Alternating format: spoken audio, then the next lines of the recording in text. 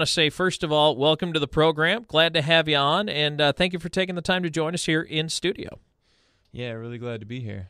So let's talk a little bit about, first of all, the label itself, your idea, and where the idea came that you wanted to be involved with, your music and your label's music that you produce going to charity. Well, I started doing music, when I was a kid. Not too serious, just as kind of a hobby. And, I guess as I got older, started getting more serious with it. And so I started the label about 5 years ago. I had finished college, and I was going on to work for a regular corporate job in Washington D.C. And I just I really wanted to get serious about putting my music out. So I figured thought about how I wanted to go about it, and I said why not start a label, and then eventually, hopefully bring on some other artists. So, at first it was just trying to put some music together and get it out there. And then, after a couple of years, I started to get more of a vision for the label. And, a lot of I guess from the get-go, when I first started the label, I wanted to keep everything kind of on a positive note. I think right now there is some positive hip hop, but I just feel like of every genre, there's just, constantly just a really negative message, getting played at a lot of the mainstream songs, a lot of the radio songs. So, I wanted to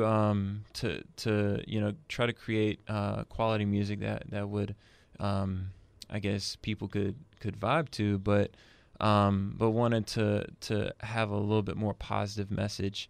And so that was kind of how that birthed. I think later, as I started sort of expanding and honing the vision, I've always believed that, music should be free, because, when I was growing up, if I was 12, I didn't have a job. I couldn't buy a CD, and I guess now, with the internet, a lot of people are downloading music for free anyway. So I was like, let's just try to give our music away for free, and just try to make ends meet off of touring and merch and such. And then one day I was like, I had one song in particular. It was called what was the name of that song? Can't Take My Children. And it was just a song about, what happened in Haiti with the earthquake. And I just kind of wanted to, there's a lot of media coverage about that, but I started getting really passionate about,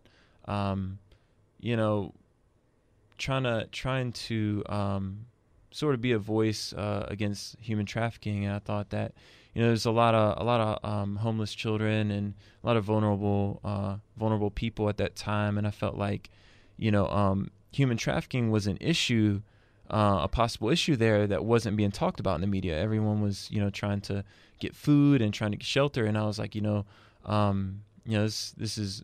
this could be an opportunity where some people could try to, kidnap some kids. So I wrote a song about it, and my initial vision, I was like, yeah, man, we should do a charity thing with that. And, it ended up never never ended up happening. But I think from there, I was like, let's just sell our records and give all the sales to charity, and try to partner with charities that, might align with a message, that is in the music. And,